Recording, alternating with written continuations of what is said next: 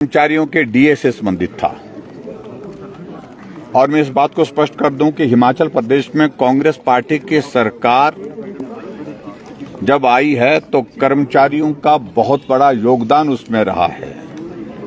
कर्मचारी हितैषी कांग्रेस पार्टी है, ये एक तरह का भ्रम उनने कर्मचारियों के बीच में फैलाया था और उसकी अब पोल खुल गई।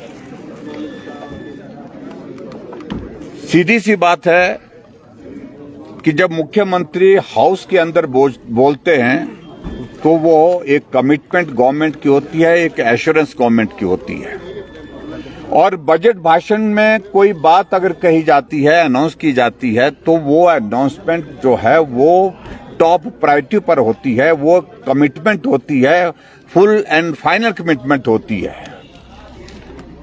अब की बार बजट प्रस्तुत करते हुए मुख्यमंत्री जी ने कहा था कि मई के महीने में डीए की किस्त जारी कर दी जाएगी, लेकिन मई बीत गया, जून बीत गया, जुलाई बीत गया और अगस्त जो है ये भी बीत गया। अभी तक वो डीए की किस्त कर्मचारियों को नहीं मिल पाई। कर्मचारी भाई बार बार इस बात को लेकर के अपनी बात उठा रहे हैं, मांग कर रहे हैं कि डीए की किस्त जो आपने कही थी वो तो जारी करो। और अभी तक डीए की किस्त जो है 4+4+3 यानी कि 11% जो है डीए की किस्त देने को हो गई। अगर उसको अमाउंट की शेप में अगर हम कहें, लगभग 2000 करोड़ रुपए से ज्यादा की लायबिलिटी कर्मचारियों की डीए की ही बन गई है और वर्तमान सरकार अभी तक उसमें दे नहीं पा रही है।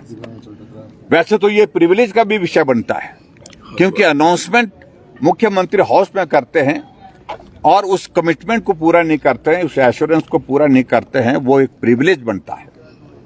और निश्चित रूप से एक नहीं अनेकों घटनाएं ऐसी हो चुकी हैं जहां हिमाचल प्रदेश की विधानसभा के अंदर माननीय मुख्यमंत्री द्वारा अनाउंसमेंट की गई, एश्योरेंस दी गई, लेकिन अभी तक भी वो पूरी नहीं हुई है।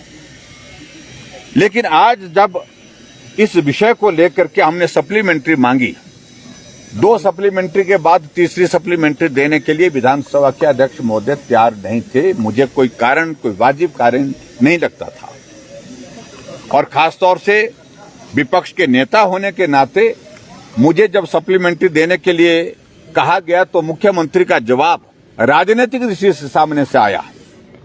कहा कि 10,000 से ज्यादा एरियर जो है आपकी गवर्नमेंट का देने को रहा था।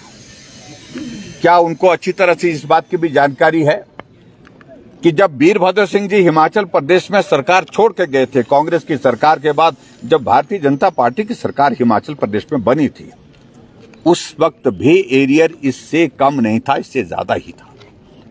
और वो एरियर अगर क्लियर किया है वो भारतीय जनता पार्टी की सरकार ने किया है। अगर हमारी सरकार के दौरान अगर एरियर बचा है, वो हमेशा बचता है, तो अगली सरकार की वो जिम्मेवारी बनती है जो सरकार सत्ता में आती है। तो जिम्मेवारी सुख की सरकार, व्यवस्था परिवर्तन की सरकार की थी, जो जिम्मेवारी इन्होंने नहीं निभाई। इसलिए आज जब हम इस बात को लेकर के जब मुख्यमंत्री राजनीतिक प्रश्न के राजनीतिक उत्तर दे रहे थे सारी चीज का, तो हमने कहा ये उत्तर नहीं हो सकता है। आप पहले यही बताइए कि जो आपने बजट अनाउंसमेंट की थी वो कब तक पूरा कर रहे हैं। हम आने वाले समय में करेंगे, जब आने वाले समय में करेंगे, तो ये कोई उत्तर नहीं बनता है।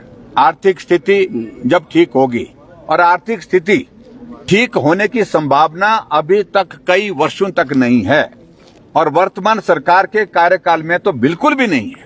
ऐसी सूरत में क्या ये मान करके चले कर्मचारी कि आर्थिक स्थिति इस सरकार में ठीक नहीं होगी, इसलिए डीए की किस्त जो है नहीं मिलेगी?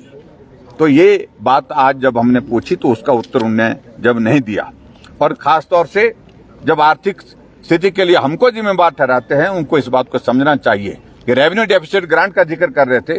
रेवेन्यू डेफिसिट ग्रांट जो है फाइनेंस कमीशन ने, ऐसा नहीं है कि लास्ट में अनाउंस की थी, पहले अनाउंस की हुई थी और वो हर साल टेपर डाउन होनी थी, कम होनी थी।